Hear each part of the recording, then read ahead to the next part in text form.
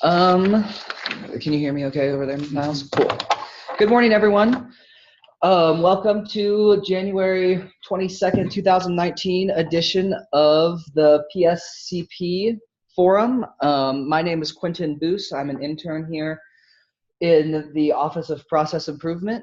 And yeah, we have a great session for you guys this morning. And yeah, let's just kick it off. Oh, do I need to be over here? Perfect. So, like I said, I'm Quentin Boos. Tess Ellender is our co-producer.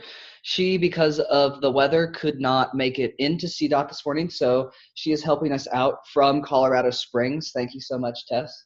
Absolutely. Hi, everyone. Hi, Tess. And then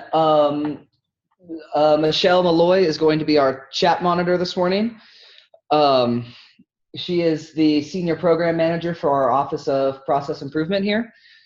And then Niles will be doing the technical support, making sure everything runs on time and that everybody's muted when they need to be and unmuted when they're not. So, cool. Moving right along. I'd like to thank the PSCP board for putting this on. Again, that's Michelle, thank you, and Megan.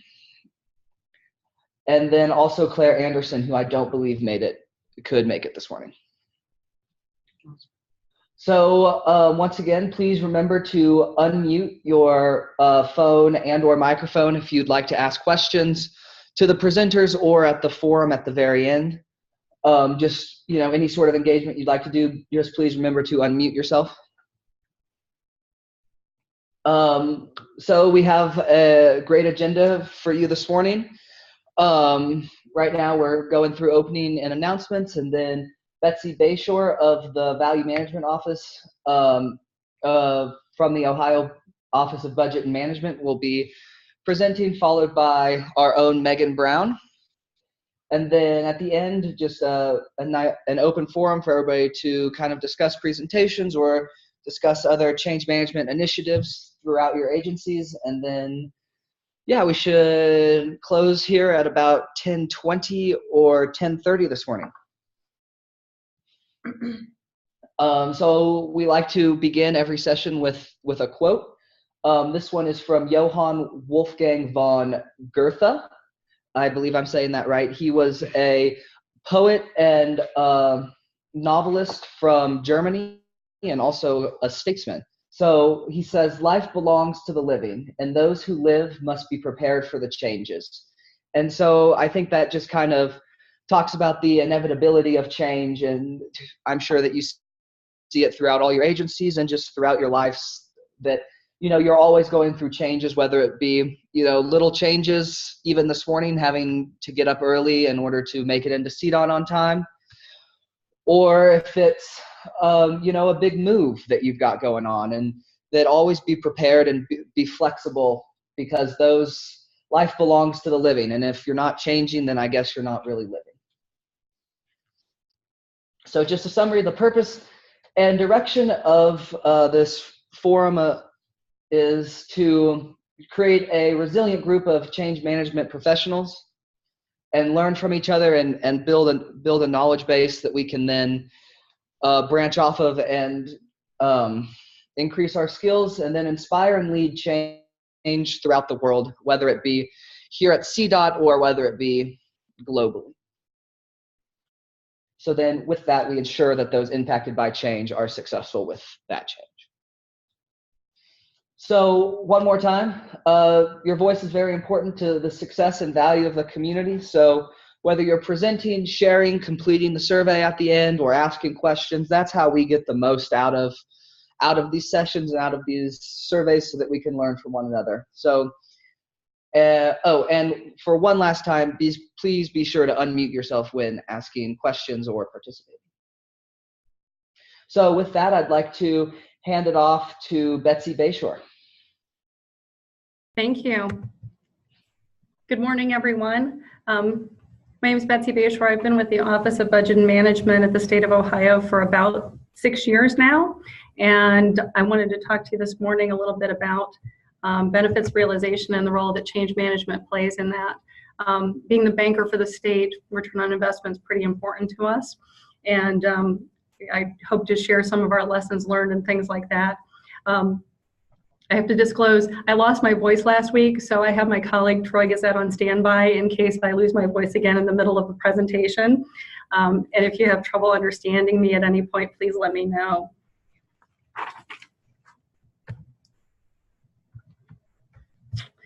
And I should have remote control access. I think you need to click your screen in order to have remote control access.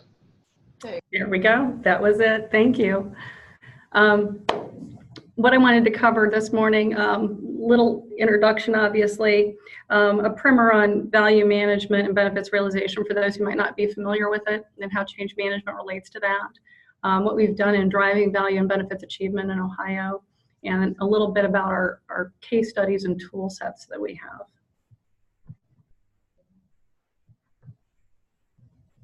So the Office of Budget Management and Value Management Office was formed in 2012.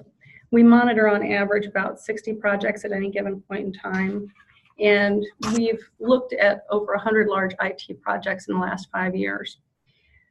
Through what we've learned, we espouse a total lifecycle benefits management from concept all the way through closure of the project, and really have served as the champion for organizational change management within the state of Ohio because of its criticality to benefits attainment.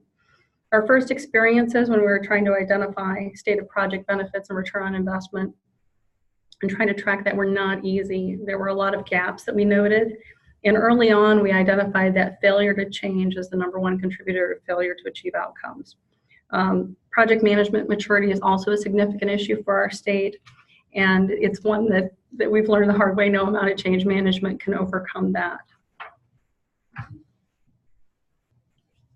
So benefits realization, we call it value management. Value management is the public sector term that we adopted, really because if you say benefits, people think health insurance. So, but benefits realization is the industry term, and it really helps organizations better define the outcomes and manage to those outcomes during a project. And all of our projects involve some kind of change. It really emphasizes the what gets measured gets done, and keying to what you want to accomplish as your benefit is an important step that we work with sponsors on fairly frequently. When using benefits realization, if you follow the techniques, it can help improve your chances of achieving your project goals by up to 80%. And we found both in the industry and in Ohio, typically only about 10% of projects achieve their stated benefits. In our case, during the project process itself, we call it in-project value erosion. We give up a lot of the facets that would help us be successful in achieving our benefits. And that's a significant contributor to lower than expected benefits realization and outcome achievement. So you say only 10% of projects achieve outcomes. It's kind of an astounding figure. The corresponding one to that is about half of change projects fail. And in the private sector, a large number of those are such a high impact to a business that they can cause business failure as a cascading effect. So in government, we're kind of insulated from that, but it doesn't reduce the pain of having a project failure. But why does this happen? Those fundamental policies and procedures don't change. We don't go back in and look at how we're doing our day-to-day business. And so process improvements are a really big component of this. Change isn't well managed. Employees pursue business as usual. It's what they feel safe with. It's what they're comfortable with. Sometimes that change involves letting go of something that one controls. It's a transaction that you hold power over. And so that's hard to give up that control. And sometimes the goals and the path to achieve them are really unclear. They're ill-defined, and then they don't get managed through the project life cycle.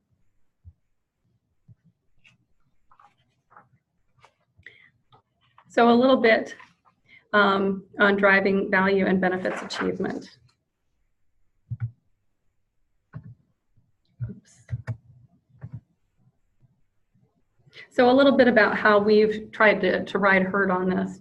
In defining our project values and goals, traditionally there's the attempt to try to dollarize everything and say, hey, we're going to have a big savings here.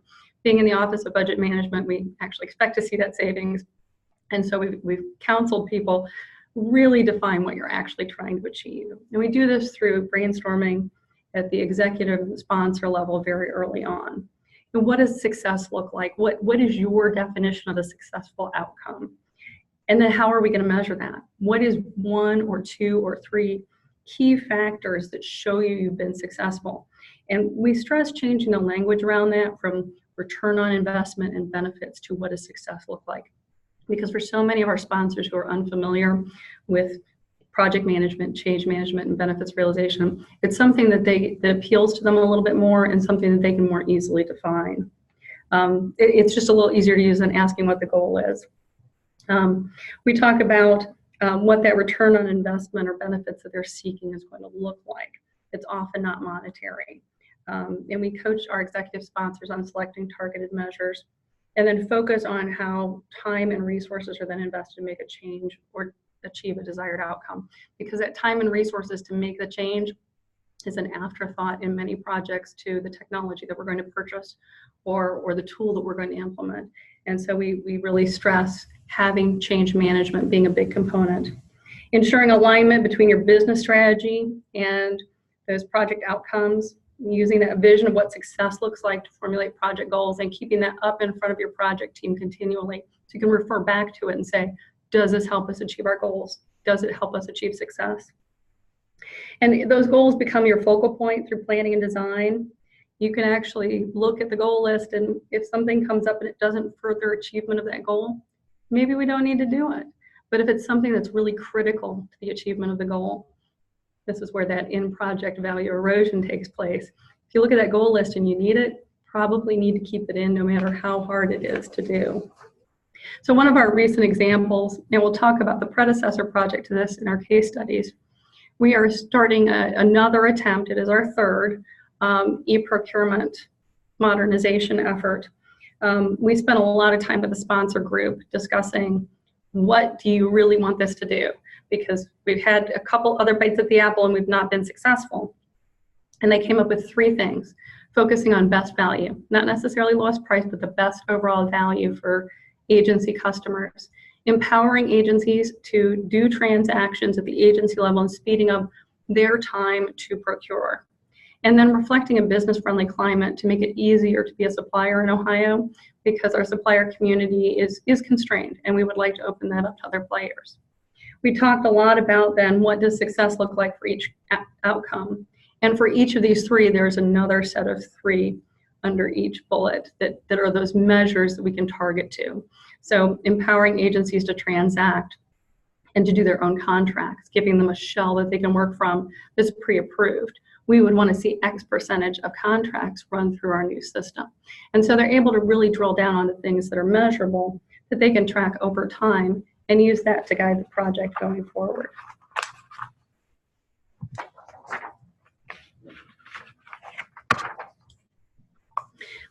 One thing to consider is kind of the 80-20 rule in measurement maturity. And the 80-20 rule, 80% of your problem comes from 20% of your source. We use it as kind of that 80% is good enough. Focus on the 80%. Focus on what you have the ability to influence and has the biggest impact. We found in our state experience and in my prior experience with local governments don't have really sophisticated management tools often. And those that have sophisticated management tools and data behind it, they've made a long-term investment. So there are some states and local governments that have those things. But in general, that's not the norm. We found that at the state of Ohio, our baseline data and benchmark comparisons are rare. So we front load that in a project and strongly recommend it. We know a change needs to happen. Often we don't need to know the magnitude because we don't know where we're starting from or where we want to go. And so changing that so that you can track the benefits is important. When data exists, that baseline data can be misleading. If you go into our ERP, it says that it's about a day and a half to process a PO from a requisition. That sounds great, but that's how long it spends in our system. It doesn't account for the month it spends outside the system before it actually gets entered. And so many of our measures are deceptive because they don't encompass the entire process. Our process documentation and the understanding of influencers in the process is rare. And the role of human change in solving a problem is not well understood. We encounter obstacles frequently with measurement. There's analysis paralysis. I get hung up on the details. There's a lot of fear of scrutiny. I'm going to be punished if I give you my data. If it's good, you'll take something away from me. If it's bad, I'll be punished. There's a desire for perfection, particularly working in the financial community. We want the number to be right to the penny. Now, sometimes we're right to the first comma, and there's a lot of trailing zeros. And then there's a failure to commit. It's not something that we want to put our all in. We've had a significant impact over the past 5 years, and people are adopting measures more frequently, but it's still a little bit of an uphill battle. And for this 80-20 rule, looking at that 80%, when we first went to measure our Ohio Shared Services AP processing function, nothing had been done to set up baselines or benchmarks or a measurement system. And when we looked at what is involved in AP processing, 98% of it is personnel time, people doing the work. Our first agency that went in and did a deep dive into the measures spent a lot of time figuring out how much postage and how much paper and the copier cost. And it was such a small fragment of what the costs actually were. We said, don't even bother with it, because the time to get that data, 80% of the time collecting was on that little tiny fraction of information. And so we've really tried to focus on where our big bang for information is in each one of the metrics that we collect against. So a little bit more on our approach. Simple, clear measures. They've got to be really crystal, unambiguous, and a small number of them, because agencies get measurement fatigue, and so we try to keep it to 3 to 5. Agencies and participants have to agree that this measure reflects a successful outcome, and they have to own it a little bit. And in owning it, we ask them to self-report. They help us develop the baseline, we validate, but they report on a quarterly basis, and we watch to make sure it's reasonable.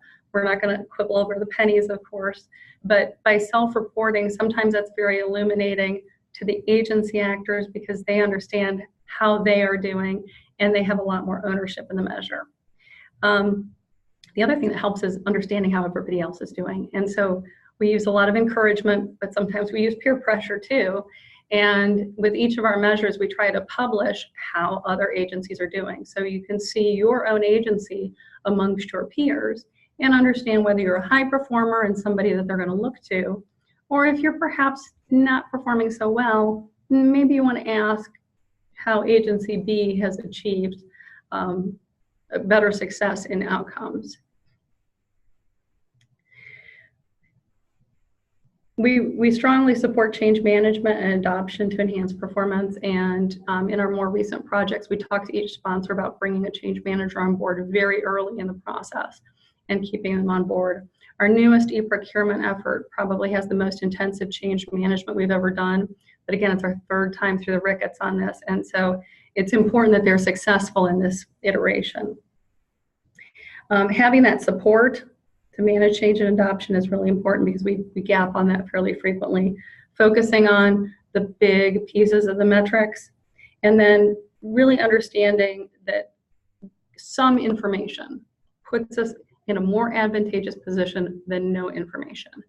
Again, that's been hard for our financial community to accept, because they like perfection, but understanding directionally correct is better than no idea where we're going. That's been really important to communicate. And last, that broad sharing of best and recommended practices. We try to do that with each of our client agencies and share lessons learned among them.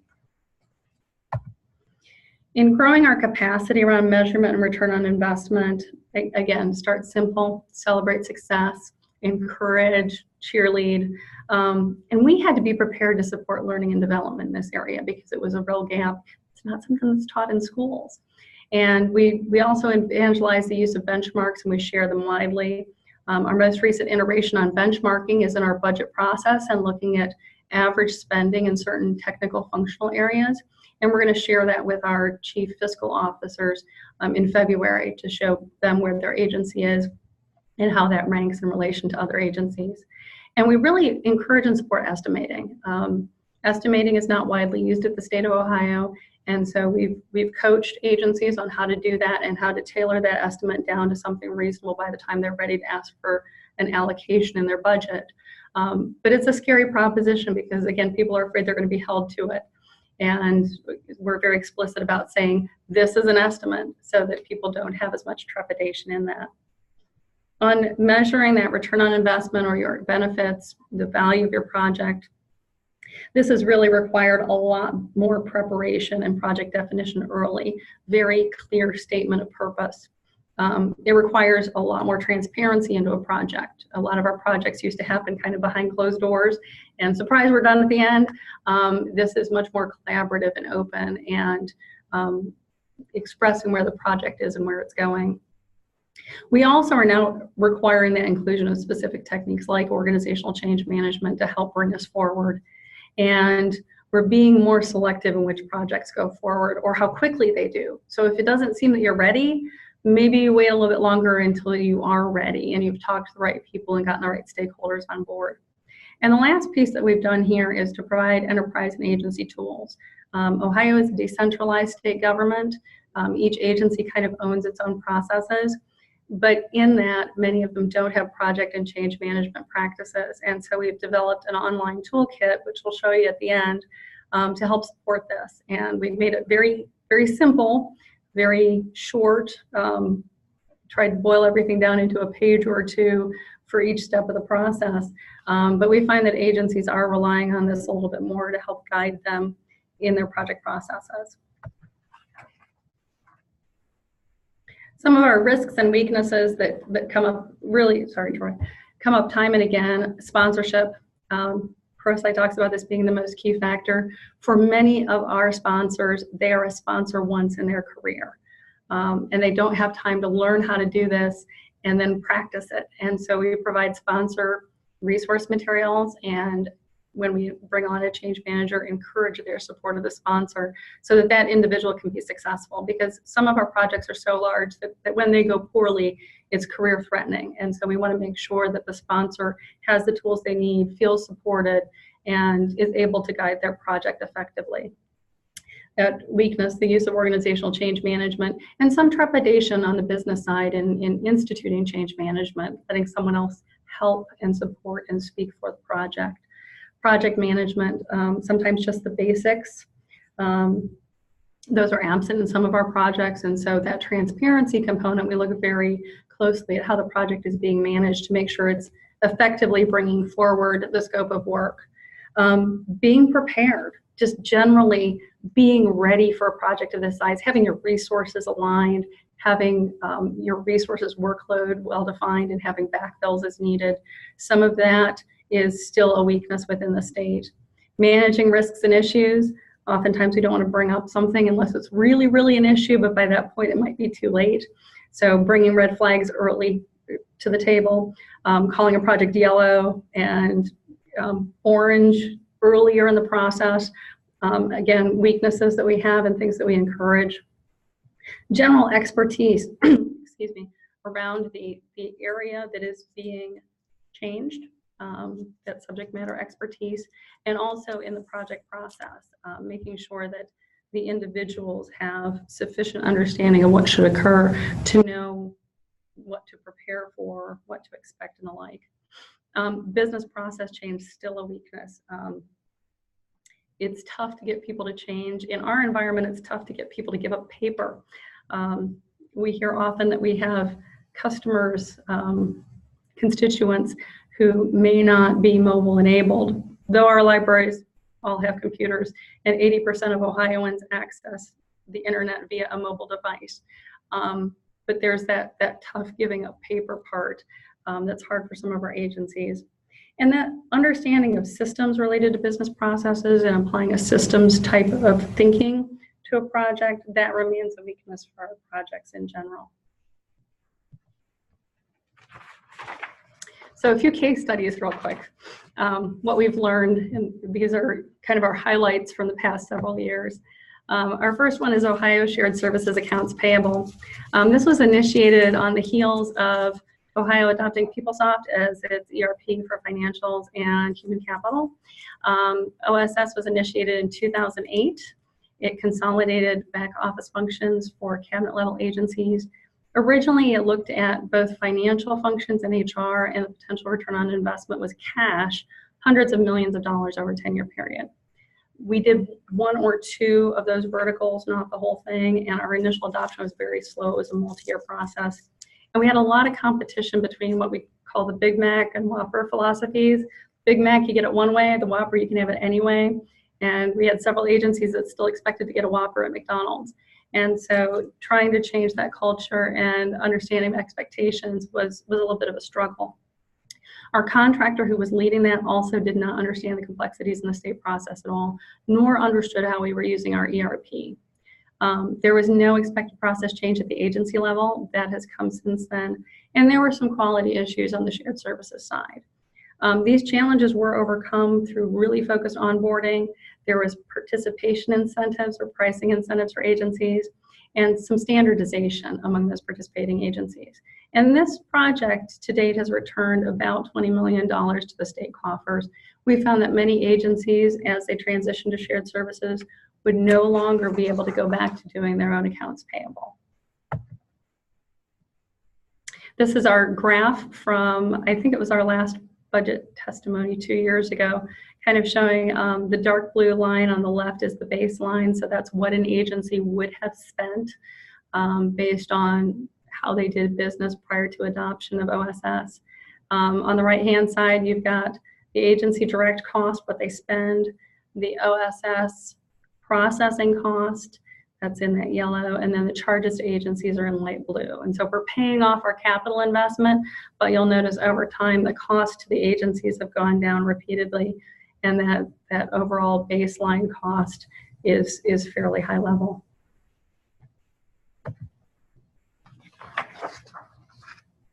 And I'm seeing some questions pop up, so if I need to be answering questions as we go, folks, please let me know, okay? The next one, Ohio Marketplace e-catalog. This was our prior attempt at procurement modernization. Our first attempt was adopting PeopleSoft financials. But the Ohio Marketplace e-catalog, that was initiated in 2012. We used a product through SideQuest. The potential return on investment, again, was cash, potential hundreds of millions of dollars over a 5-year period through discounts and prompt payment and early payment. Adoption was very limited, and our e-catalog really competed with how agencies did business, and there wasn't a strong effort to change that way they were doing business. The project struggled from not understanding the complexities of agencies. There was limited selection in the catalogs, the pricing wasn't great. There were other value add portions of the project that were canceled, and users did struggle to use the system. There was more focused onboarding after the first month or so. We increased the minority business inclusion so that agencies could hit their MBE spend buying out of the catalog. And that version 2.0, our e-procurement, really took a lot of its lessons learned from Ohio Marketplace. This project was terminated about 2 years ago that we rolled back off of the software. And so I mentioned e-procurement. The need has not gone away. We still need to modernize, and it's strongly built on the lessons learned out of our prior two experiences. So far, the project has struggled with gaining the confidence of decision makers in its ability to deliver, because we've tried this before. There was also a timing issue with the administration change. We have a new governor who started last Monday, and our acquisition process took almost 2 years. So it was very slow and laborious. Our current state with this project right now, the lessons learned have been applied. There was strong change management presence. There's been strong tracking of utilization because we turned on our release 1 in the middle of December for P-card purchases. And on day 1, there were transactions. Not a ton, but that's better than we did with Ohio Marketplace, where we had 2 weeks with no transactions. So people are actually using the system and giving it a try. The initial rollout for that P-card catalog was to 5 pilots. We're using the fail fast, fail small rule. The next big thing up, release 2, is a significant change in heavy lift, and so we'll see how the project does with that. Our third project, voice over IP telephony, VoIP. This is usually a win for governments, a pretty easy one with a payback period of 18 to 24 months. The state initiated this in 2012 through Cincinnati Bell. They actually lowballed the cash return on investment. It was several $1 million over a 5-year period. But we found this wasn't as easy as we thought it was going to be because there were some abandoned phone lines that were locked and IP address conflicts and things that the state had to remediate as it went through the process. The risks weren't well understood, and there were some significant technical lifts involved in getting agencies onto VoIP. And there were additional products that were not sufficiently mature to support the state's need. And so we had to roll back off in some cases and then roll on again when the product was mature enough. The project did overcome those challenges, and once the technical issues were solved, implementation was very smooth, and additional projects have been added to enhance the service offering. To date, they've saved more than $5 million, and some agencies experienced a 2/3 reductions in their telecom costs. So it was a pretty big savings for them going off copper lines. And the last project that I wanted to mention in our case studies is IT optimization. And it's a case study in 2 respects. One is around the efforts that we did to consolidate IT infrastructure, but also it's kind of a lesson in looking at how you measure things. IT optimization was initiated again in 2012, but we didn't calculate an ROI. We made some statements about how it was going to save, but agencies have provided feedback that in some cases they feel it's more costly. There were difficulties in initial implementation because there were errors in planning, there was an ignorance of dependencies, costs were high, and service was not great in some cases. IT optimization has struggled because the risks were not well understood, and some of them required significant time and technical attention. And agencies didn't have a compelling reason to join. There was no incentive to move because the direct cost appeared higher and outside of their control, and so it's easy for them to push back. The program is still ongoing. Many of the challenges have been overcome as quality has improved and costs have gone down. There's about a 90 to 95% adoption rate after 5 years. However, some areas have been descoped and some areas were focused a little bit differently because of the problems with implementation. In the case of descoping, there are some remote locations with our Department of Natural Resources that there's no way that we can actually get an internet line out to them any level of cost reasonability. It's just off the charts. And so we took those off the board for network consolidation because we just can't get to them. So the publicized return on investment for this project is $162 million over 5 years on hardware, specific elements of hardware. However, we have seen IT spend double on the financial side since 2011. And that's my next chart. And a little bit to how narrowly do you measure something. This shows from 2008 on the bottom, 743 million, to 2018, we're spending 1.2 billion for technology across the state at the state government level. From left to right, agency IT labor, agency IT spend, this is all agency spending, including consultants. Enterprise services is what's provided centrally. You've seen that grow over time as we consolidated services to the enterprise level. Capital spending, and then our OIT service charges for our central agency service charges for those enterprise services. Again, you've seen that grow over time as well. And when we look at this, it's good that some of our spending is at the agency level, but our savings metric doesn't tell the whole story. And so we strongly encourage agencies when they're selecting metrics to pick balanced metrics. Without that, you might end up with something that doesn't tell the whole story. And so while the IT optimization project and program talks about its savings, agencies will talk about how they're spending more. And when you have those conflicting benchmarks and conflicting results, it's very hard to tell who's got the right answer. So a little bit about why we found some projects achieve their benefits and others don't. For projects that achieve their benefits in the end, change is managed. It's managed closely and strenuously because that is the biggest predictor of success. The sponsor champions a project. This is someone's baby and they love it. It's not assigned, it's a torch they're carrying. Project goals are clear and unambiguous. something that you can explain in 30 seconds in an elevator ride, and those project parameters are tight and focused. So you have an end destination and a point of completion. Burnout and attrition happen on every project. Preparing for it and managing it is critical to success. Having team chemistry, both internal to the state and with the supplier, is critical. That supplier is not there to fail, not here to harm the state. They're here as a partner, and treating them as such helps enhance the success of a project or likelihood.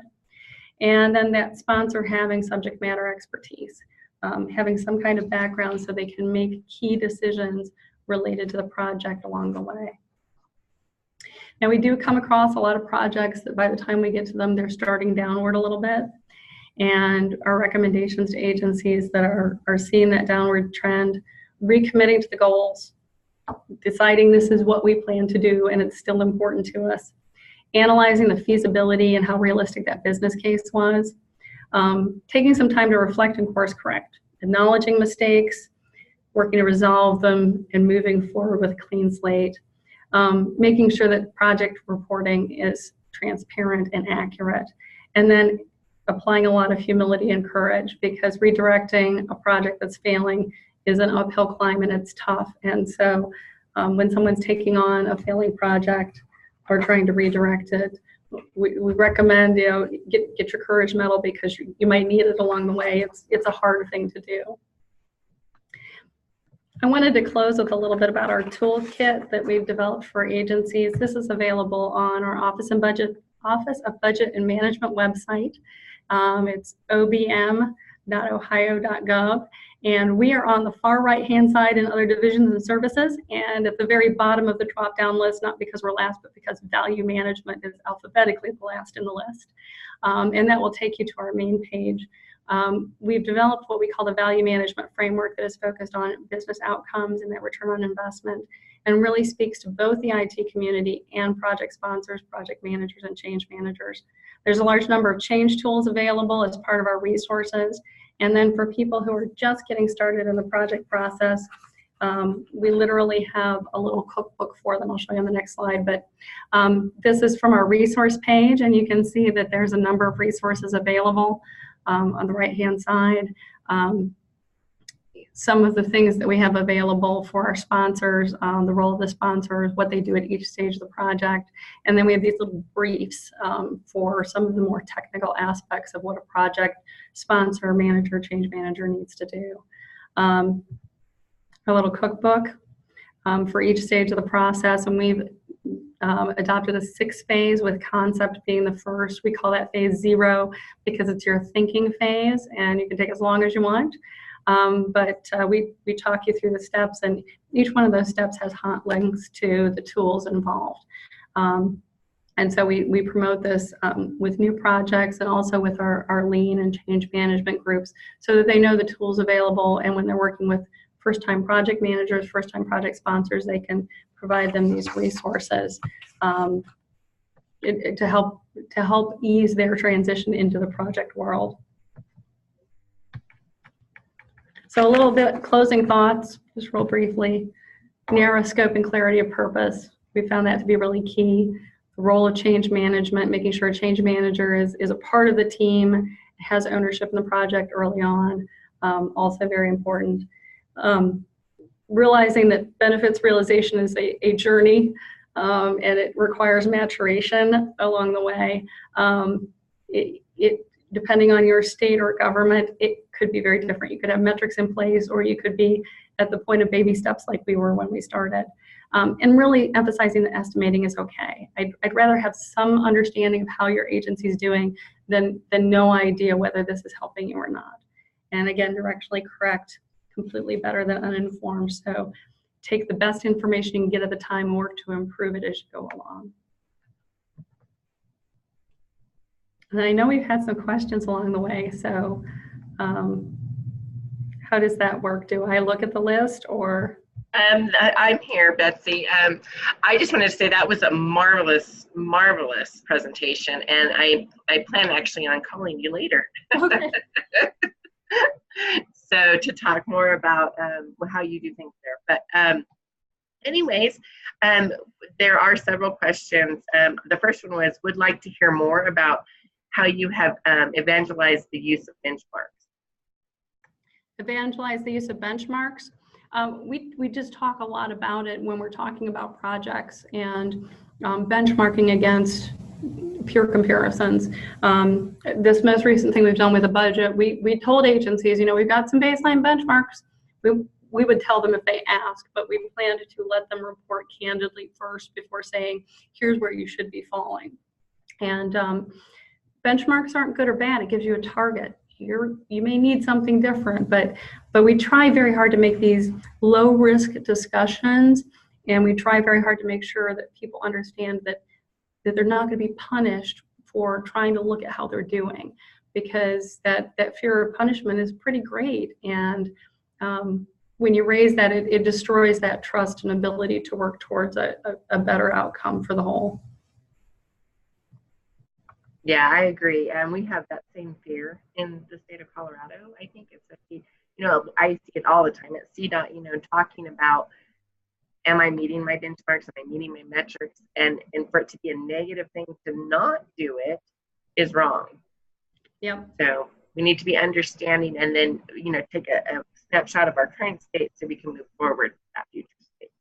Well, and what I tell folks is you meeting your benchmarks may not mean that you're doing anything wrong. It may mean that we're doing things wrong. And so we need to do that.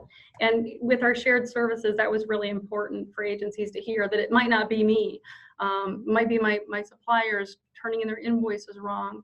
It might be something at shared services that they don't understand about my agency. And so making sure that the participants understand that's a point to start a discussion, not an end result. I think it helps. I agree. That's awesome. Let's see. Where are we at? Do you work across all agencies? If so, how do you get engaged? Is it mandated, or are you selling your services as a benefit? Well, we work across all agencies now. Until 8 months ago, we were constrained to enterprise projects, but the state implemented a major project oversight policy in June 1st of 2018 after a long journey to get there and understand why it was important to do. And that gives us purview over any project of size, so $2.5 million and above. And is a combined team between the Office of Budget Management and our Department of Administrative Services. So now we work across all agencies, and it's soft mandate. So nobody comes banging on the door if you don't do it. But if you don't do it and you try to go to market and we've never heard from you, then we don't issue your request for proposal until we talk. So it's only taken a couple of examples, and I think the message has gotten across. But we also try to be very helpful. And so even our biggest resistors along the way, we try to connect them with services within the state, because we do have a lot of resources that agencies don't know about. And I had one client in particular who, it took us 4 months to get engaged because they kept pushing back. But our last conversation, he needed data from the Secretary of State's office. Another project needed it, and our enterprise services went and got it for him. And myself and Troy, we were the ones who were able to connect all those resources together. And it made him a happy customer. So he will talk positively about our services going forward. That's really good. Very interesting. So the policy that's that you talked about, 2.5 million and above, Mm-hmm. Is that just oversight of all those types of projects? I know Georgia, if I remember right, Georgia had a statewide policy that OCM would be applied to any projects 1 million and above. So that was interesting.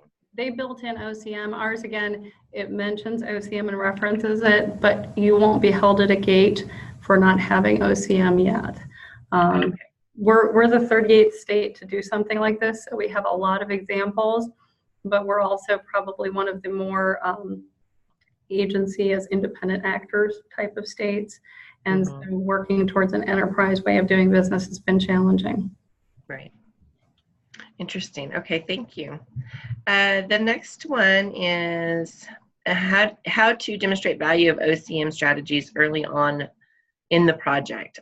Usually the focus is to use change management to support project management training and communications only. And I don't have a good answer for that outside of what we've experienced here. We've got some really splashy big failures that we can point to. And we have the information and data on those, and we can say, look, this is what happened last time. We're going to use change management to make sure it doesn't happen this time. And so far, when we had change managers go out to the agencies and work one-on-one with the individuals who are in the process, it has brought them along significantly faster. And we've seen much deeper adoption of the new processes. So we have at least a few examples where we can point to it and go, here's an example.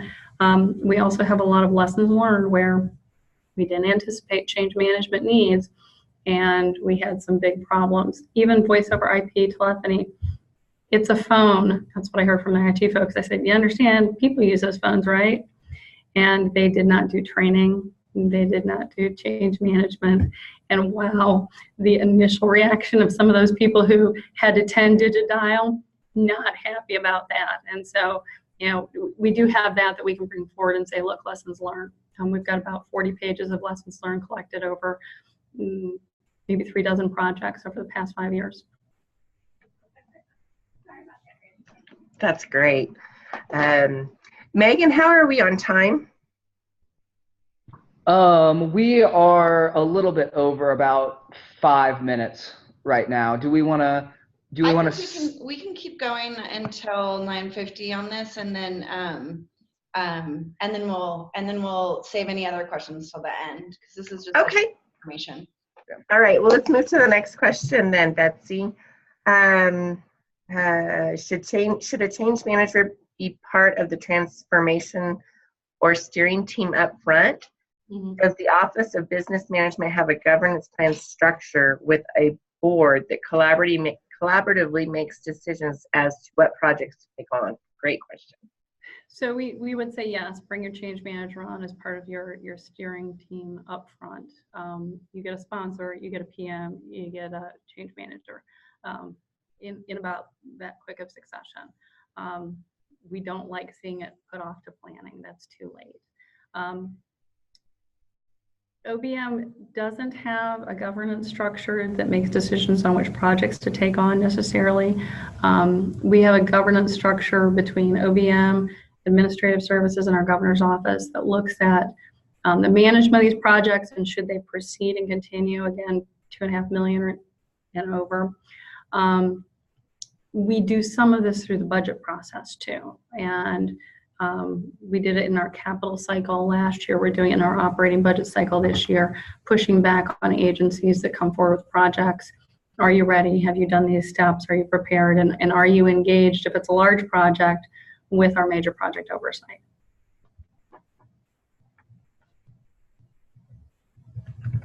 There's only a couple more faster questions. How does OBM and Lean Ohio work together or complement each other? I would say we lean on Lean Ohio with our business transformation components. Lean Ohio has kind of transitioned to a distributed network among all our agencies. And so we use that network in the analyzing business process and designing future state. Lean Ohio has always said it's hard to be a prophet in your own land. It's hard to do this kind of work in your own agency. And so we swap across agencies for these types of business process reengineering functions. If an agency doesn't have those resources or doesn't want to go to the network, bringing a BA in is really critical to making sure that process redesign occurs. Wow. And do you use ProSci for change management? We use ProSci. We have several ProSci trained people. We did a big battery of training about 3 years ago. We also use, I guess, methodology agnostic type of tools. We have involvement with ACMP, the Association for Change Management Professionals, excuse me, and even some older techniques that folks have been trained in. So our change tools on our value management website with the framework are type agnostic, except for our very first step, which is to use one of the ProSci tools. And so our projects have the expectation that a ProSci change manager will be available to do your initial analysis. Awesome. Thank you so much. This is a wonderful presentation, Betsy. Thank you. I enjoyed sharing. Thank you. Great. Yeah, thank you again so much, Betsy. I need a return. I can actually take control of your screen Is- right now. So now that looks like it's her. Why was that? Why did that happen? I don't know. Can you? Do you want to go to I can't really see it, so you can't see what? the bottom. Um,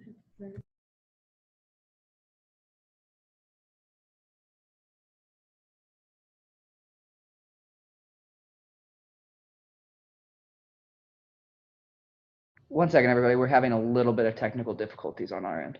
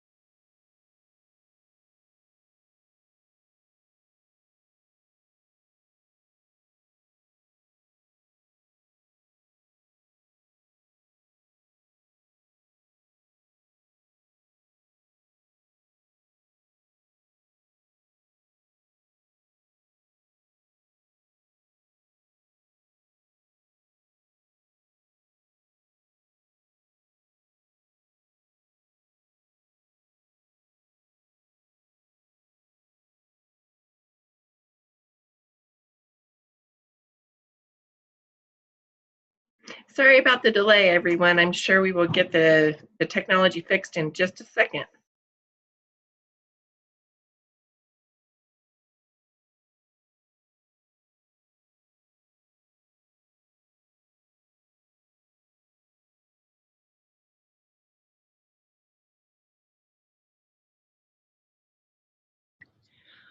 Okay, so it looks like when we merged the decks, we had some formatting issues. So we're just going to try and pull up the right deck so that we know that our formatting is smooth, and then we'll get started. So thanks for your patience.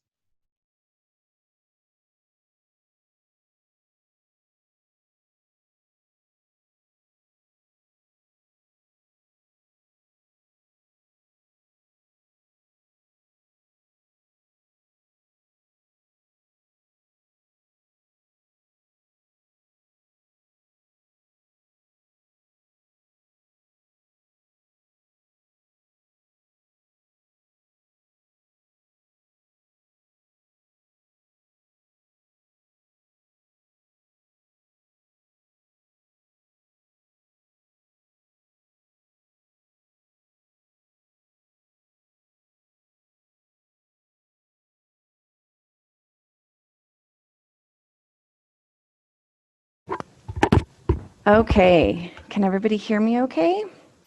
Good? All right. So, hi everybody, I'm Meagan Brown. You're probably familiar with me if you've been to our webinars in the past. And I'm super excited today to share a passion project of mine, which is basically compiling this research on how our brains are reacting to change and why exactly it is that we're so resistant. And I want to give a very, very special thanks to Lorna Ricard, who provided some of the images in this presentation, but also was the first person who introduced me to this topic and really sparked a light in me. And so she's been a great mentor in terms of that. So, let's see. So just kind of where we're going with this presentation today. I'm going to start by just giving you a basic structure of the brain, talking about the three, that it's called the triune brain model, which is basically describes the brain in a simplified way in terms of three levels of evolution, which we'll get more into. And then there are several brain structures that have a role in change. They're not the only ones, but we'll talk about how the amygdala, the basal ganglia, the habenula, and prefrontal cortex react and respond to change. And hopefully that will just give us an increased understanding of our human nature around responding to change and how we can leverage that to better facilitate it. So I love this image. This is actually technology called Glass Brain, which it incorporates a lot of different simulation technologies so that we can basically see those electrical impulses, which are the information traveling in our brain. So in our brain, information travels through neurons as electrical impulses.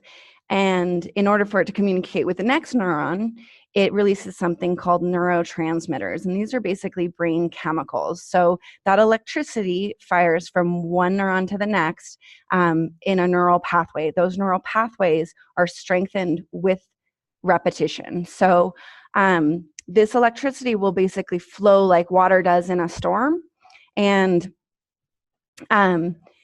it'll seek the path of least resistance. So for our brain, that's our most well-used neural pathways, the ones that we've continually go back to and get repetitions on.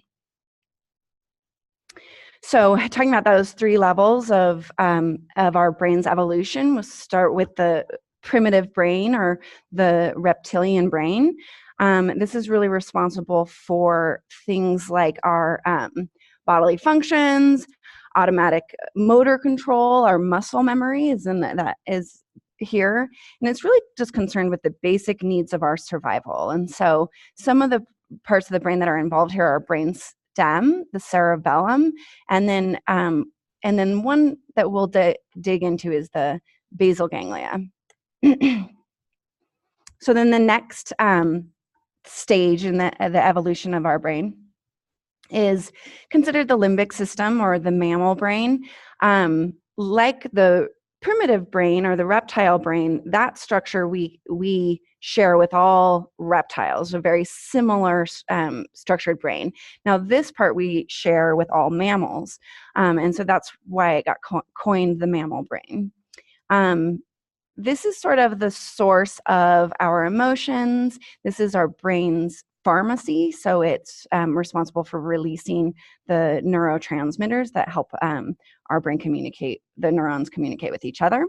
And of particular interest for us today is going to be the amygdala and the, getting a delay on this, and all right, and the habenula. So there's a little bit of a delay on my screen here. Okay, so the next progression is our neocortex, also known as our executive brain. And this is associated with our working memory, our stored scripts, and our prefrontal cortex in particular is responsible for executive functioning, like strategizing, our personality, decision making, empathy. And so these are the four things that we're going to kind of go over in terms of how our brains respond to change. No one structure in the brain is responsible for any single role. They all work together in different ways. And there are many other parts of our brain that also respond to change, but these are the only ones that we'll discuss today. So the amygdala is associated with fear. Our basal ganglia is associated with habits, which is actually part of our primitive brain, which I think is interesting. The habenula helps us avoid failure, and then our prefrontal cortex can do something called interpersonal neural synchronization, which I'm excited to tell you more about. Okay, and then going back to those neurotransmitters, which are responsible for how our brain's communicating, you can kind of look at these as this top layer level is sort of our happy chemicals, dopamine, serotonin, oxytocin. They're not the only ones. When those are flowing, we feel good. When they're restricted, we feel bad, and we want to find a way to get more of those. And then these bottom two, these are stress hormones. You most likely have heard of them, adrenaline and cortisol. And then you'll notice throughout the presentation, I have these little icons in the corner, just trying to give credit to where some of this research has come from. And I highly encourage you guys to look into some of these authors that I've been reading. Okay, so to get into the specifics, the amygdala, it's in our limbic system, and its role is really to kind of detect threats. And what happens in our brains, and there's lots of psychological studies that can show this, is that when we don't know the specifics of an outcome, we will fill in the worst case scenario. And as you can imagine, for survival in nature and the evolution of our brain, if we plan for the worst, we were more likely to survive. And so that is hardwired there for us to kind of imagine just what the possible worst thing could be. It reminds me of maybe if your boss says, "We need to talk," and you don't know, and that's all they say, right? Then you're going, "Oh, okay, what did I do? What, where is this going? What's the worst possible thing that could happen?" And usually they just want to tell you what a great job you're doing. So in nature, a change equaled danger. If there was a new shadow in that bush starts to look a little bit different. That could be a predator behind there. So our brain is designed to see change as a threat, which initiates a fear response. Many of you are probably familiar with this. It's the fight or flight, but they also freeze and appease or other fear responses. And this releases those stress hormones that I mentioned, adrenaline and cortisol. So what do adrenaline and cortisol do? So initiating that fight or flight response, it directs blood away from your brain and into your limbs, because you need to be able to react quickly. You might need to run, or if you need to fight. So it's no wonder that means the effect it has on your brain is actually decreased ability to make decisions and to concentrate. Your blood pressure will go up. This can cause inflammation in your joints and muscles, and really can affect everything from the immune system to your reproductive system.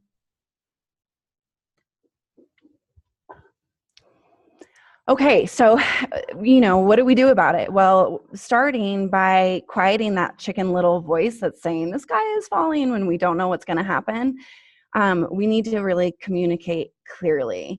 Make sure that we're communicating the nature of the change.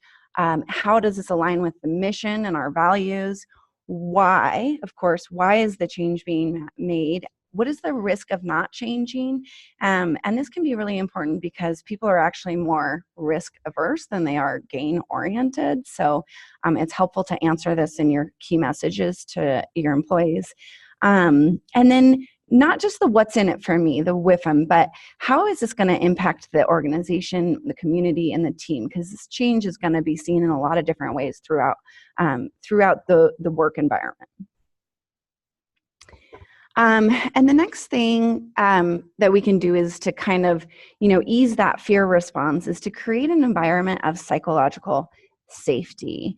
And this is particularly important for leaders because they have a role in creating that culture. And if they can lead with empathy, create an environment that where people feel safe to give feedback, and open dialogue is encouraged, debate is encouraged, feedback is encouraged. This does take some vulnerability, but the payback is developing trust in your team. And trust is something that we feel when our body releases oxytocin. And that's kind of considered the love hormone. It's associated with touch, and maybe a high five in the workplace would be appropriate. But it's when people are bonding, you'll get these good feelings from that oxytocin. So I want this to be interactive with you all. If you can chime in and let us know how you create psychological safety in your own teams.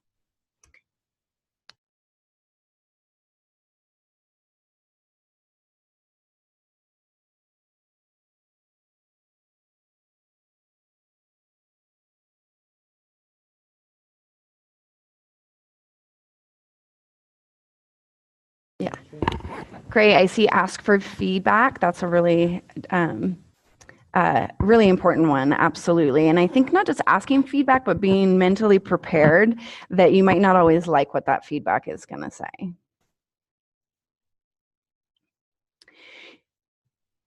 Oh, having fun. I like it. Okay, I love that we're getting some interaction here. So, yeah, not just being coworkers, normalizing mistakes. And that's something that Betsy mentioned too, is this kind of fail fast, fail small. That's, I think, a great approach. I can't keep up.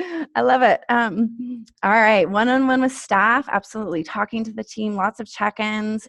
You guys are actually foreshadowing something that we'll talk more about.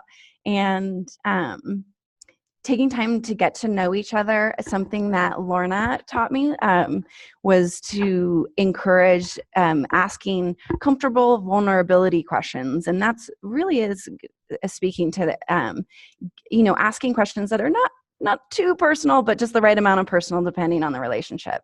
Be open to experiences, be friendly. It depends on the culture. That is a great point. And I think that could fill a whole nother webinar. Culture is a complex one. Upfront conversations about team norms. Yeah, I like that. That's something I would love for us to do here. Let's see, coach to understand, avoid assumptions, dig for the details, avoid judgment, seek facts, laugh. And actually, I'm so glad somebody said laugh, because this happy chemical is not on here, but endorphins are released with laughter. So use that. Smile. That will activate your mirror neurons, which we'll talk about. Use emergenetics and strength finders to understand each other's unique styles. Yep, personality profiles are great team building. Assure that different opinions are encouraged, not penalized. Ooh, the 12 principles of Agile. Looks like, so I think that some of our members might have a whole presentation that we could do just on psychological safety. So think about that for a next presentation. All right, I'm going to keep moving on. And so the next thing I wanted to talk about was the basal ganglia. This is part of the our primitive brain, actually, which I think is an interesting thing about habits and how deeply ingrained in our brain habits can be. When we're learning a new habit, though, this requires a lot more energy from our brain. So as you can imagine, all those electrical impulses going off in our brain take a lot of energy. That's why the role of the basal ganglia is to reduce the amount of energy that our brain is using by creating habits where we can kind of run on autopilot to do these. So when we make a new habit and it's taking that extra energy, change can feel like a punishment. And so something that's helpful in understanding how this works and how it comes together is the habit loop. And there's 4 stages of the habit loop: the cue, craving, and craving, response. The response is the actual action, and the reward. And the chemicals associated here are dopamine and serotonin. Okay, so to dig into that habit loop a little bit more, I'll take one of my own habits as an example. When I wake up in the morning, that's my cue or my trigger, because I'm sleepy, that I want some coffee. And so the next step is that craving, the desire for the coffee and the caffeine it's going to provide, and the responses to make the coffee. And then finally, I get the reward. So what this looks like in terms of neurochemicals is that the dopamine is released upon that cue. And if this habit is rewarded and that reward is closely associated with the cue, then it will be more likely to hardwire into our brain as something that is good for our survival. So what the dopamine does is it basically gives us the good energy and motivation and the desire to go perform the activity. So you could imagine in nature, you might see a fruit tree in the distance, but it's a little ways out there. And so if you know that that tree is going to provide for your needs, it's going to initiate the energy you need to get to the tree, to form this habit, and then you're rewarded by having food. And even more so, if you can bring some food back to your community, then you might get some extra prestige, an extra recognition. This is an additional reward in the form of serotonin in your brain. So serotonin is a happy chemical that's associated with social status. And as much as we might like to think that that's not something that we're concerned with, we do have this chemical in our brain that rewards social status. And so it's the reason for social comparison. It's the reason we feel humiliated if it's restricted and we're not getting the respect that we think that we should get, because social status did have an important role in our reproductive opportunities in nature. So there was one study in Germany where they had two groups of runners, and they had them kind of follow this habit loop by creating a cue, but one group just created a cue for the habit, went running, and then they were done. The other group, Group B, they would reward themselves with a little piece of chocolate at the end of their run. And after 6 months, they found that Group B was 58% more likely to still be running. So chocolate might not be the best thing for your health. I think it is. But in this case, it could help you hardwire that habit. And what was kind of an aha moment for me in terms of change management here is that many of you are familiar with ProSci's ADKAR model, where basically experiencing a change, you go through the awareness, the desire, then you have the knowledge and ability to actually perform the change, and then the reinforcement piece. And as many change practitioners know, reinforcement is often it's often forgotten about. But if you can see that as a macro version of this habit loop, then you know that you can't really establish that change without getting the reward. So, or for the ADKAR model, getting that reinforcement. So, so my question to you all, and we'll see how much time we have for that, is how do you reward employees for the development of new habits?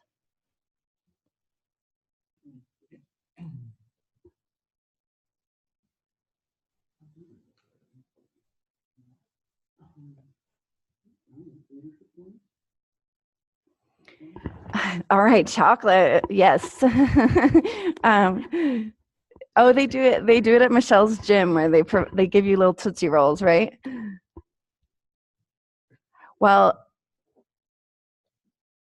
or if you go to the doctor, they get, like for kids, when they give them a lollipop or something. Yeah.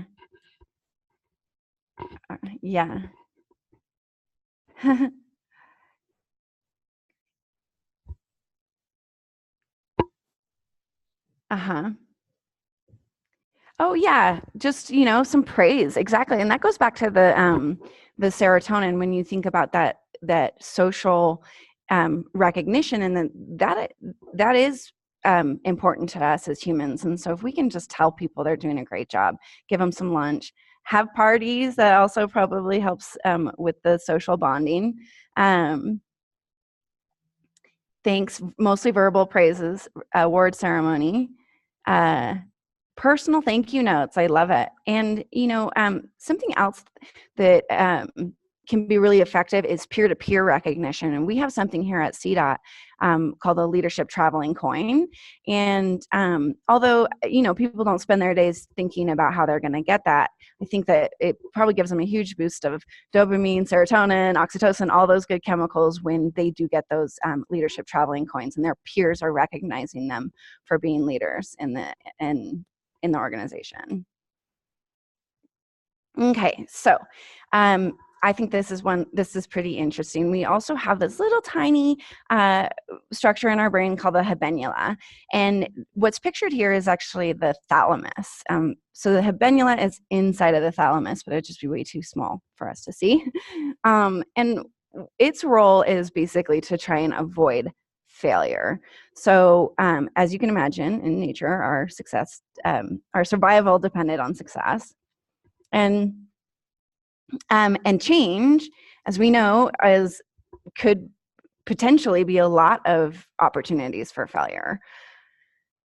And what happens when we are experiencing repeated failure is a psychological term called learned helplessness. I don't love this terminology. It seems kind of stigmatized to me because this is actually a physiological response to failure.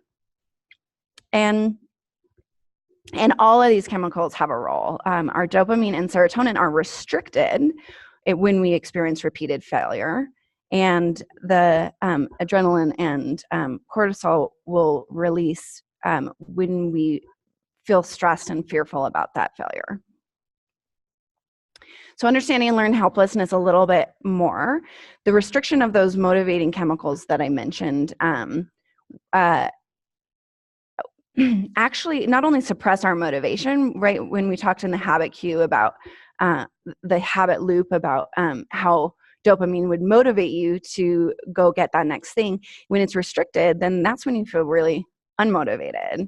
But even more so, this structure in our brain will suppress physical movement around something that we have failed at repeatedly. And as you can imagine, your very survival is dependent on not failing. And so your body and your brain is doing everything to tell you to not do that thing, including inhibiting your physical response. So if this change requires somebody to do something new physically, and they're having trouble with it and they're failing at it, then that's kind of a double whammy. It's going to make it harder and harder to get better at that with that experience of failure. And the anticipation of failure creates that stress response that we discussed earlier with adrenaline and cortisol. When these are constantly in your system, this chronic stress will really create inflammation in your body. Some people who are stressed can probably relate. Not only do you feel fatigued, your body might feel sore. You need a massage. Our body begins to treat it like it would an illness, like the flu.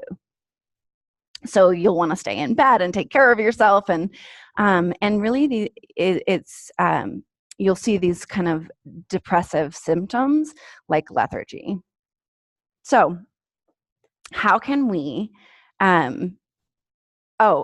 me first bring it back to this idea of organizational change. So you can imagine, we know that a history of poorly managed change creates greater resistance to change. And as you can imagine, if as an organization we're experiencing repeated failure around change, then we're just going to want to dig our feet in as individuals and say, no, my brain is saying it's not good for my survival to participate in this.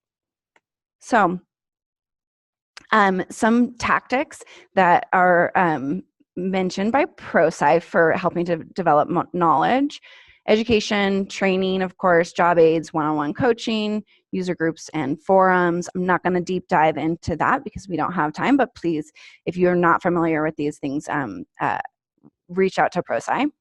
And then also developing ability the thing I really want to call attention to is this idea of consistent supervisor involvement. With change, these are our primary change agents. And so it's those managers and supervisors, we really need to make sure that they have the knowledge and ability as well to help their team develop the skills that they need. So let's take a couple minutes to see how you ensure that employees feel successful with change.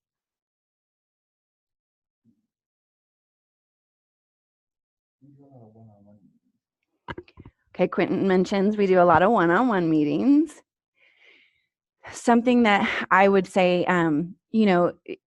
if we look back at the habit loop, something I learned is that habits are much easier to form when they are easy, super, super easy. Like if you want to start a new exercise routine, that you start with 2 push-ups, like so easy that it's just ridiculous. And then you reward yourself for doing that. That creates a habit and it becomes easier. Great. So some other things that people do is transparency. Yep.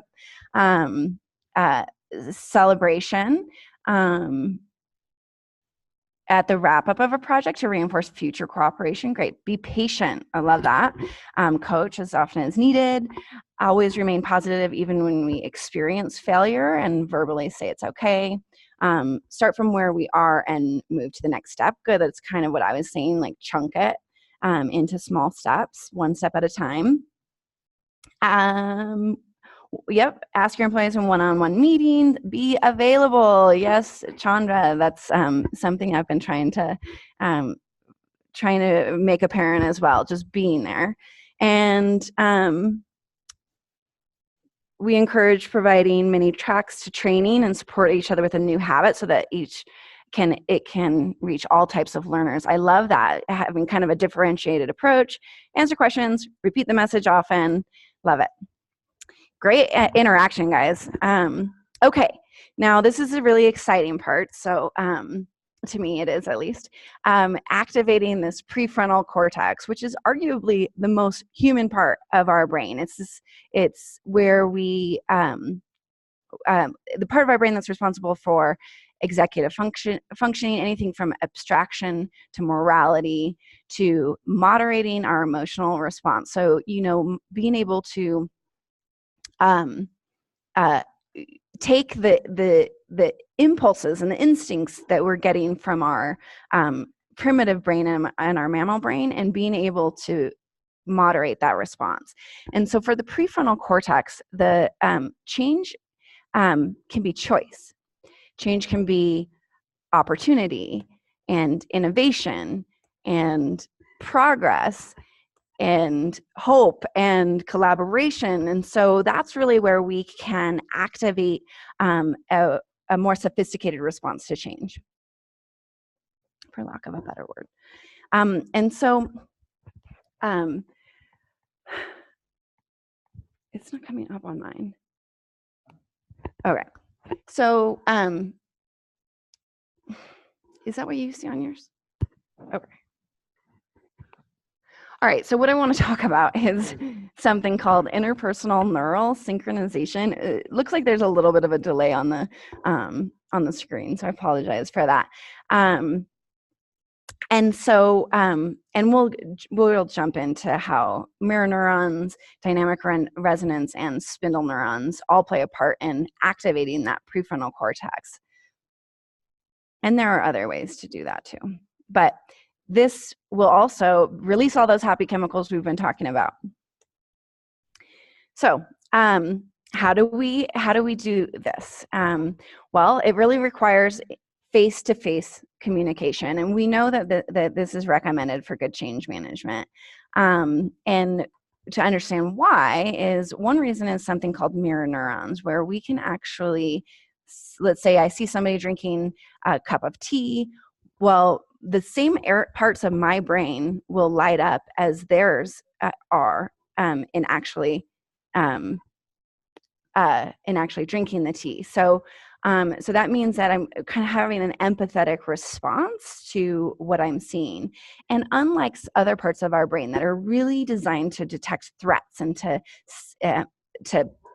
avoid failure and those kind of things. This is actually more detects smiles and laughter and joy. And so, for example, if you see a little face like this, it's hard to not feel a little spark of joy when you look at that. And you know, and what I love about this particular expression is they're kind of smirking, and you can almost just see some kind of little inside joke in this baby's brain. So another thing that is super fascinating to me is something called dynamic resonance. And this is when we're together with other people and we move together in a similar way. This could be when you're collaborating and you're nodding together and your bodies lean in together. This is a way of connecting with other people by attuning our physical movement, and this triggers dopamine. Also, this face-to-face communication can trigger our spindle neurons, which are long neurons that go from our prefrontal cortex all the way back to our motor controls, and they are highly associated with empathy. And empathy is not just something that's soft and squishy, but empathy is really something that is important for complex problem solving and strategizing, being able to see different perspectives. And so essentially, what's happening here is something called interpersonal neural synchronization, where our brains are syncing up together. And this activates our parasympathetic nervous system, which basically is the opposite of our flight or fight response. And so this is telling us that we can relax. And something that's really incredible in this process is it can actually help to create new neurons in our brains, something called neurogenesis. So this interpersonal connection, we can actually co-create the structures of our brains together. I went back and forth on this question. How do you build opportunities for interpersonal connection? I feel like we've kind of addressed that. What I really want to know is, how do you get that face-to-face communication?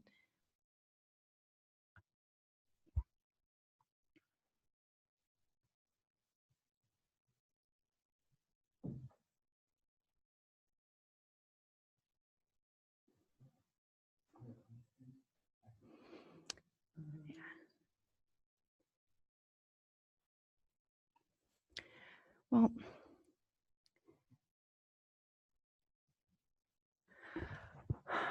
all right. Well, I know that we are running short on time, so I'm going to go ahead and kind of wrap up. But I do want you guys, I do hope you keep these questions in mind in terms of how you can build opportunities to connect, psychological safety, face-to-face communication, rewards, and helping our employees feel like they can be successful, which is really kind of what we've got on this last slide.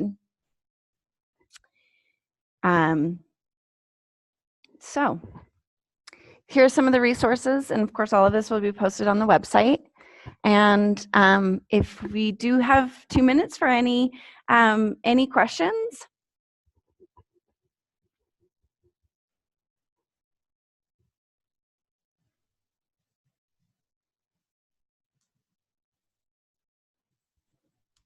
I like that comment about just starting with something simple and laughing and being relaxed together.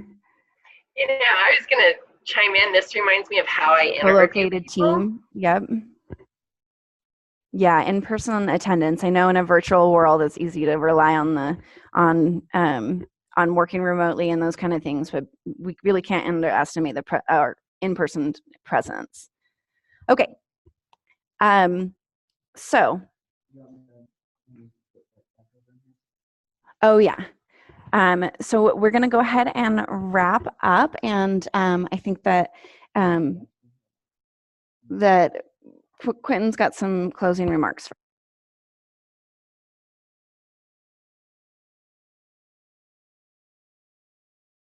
Yeah. Hey, sorry, let me just flip through this real quick. Yeah, I know. Oh well.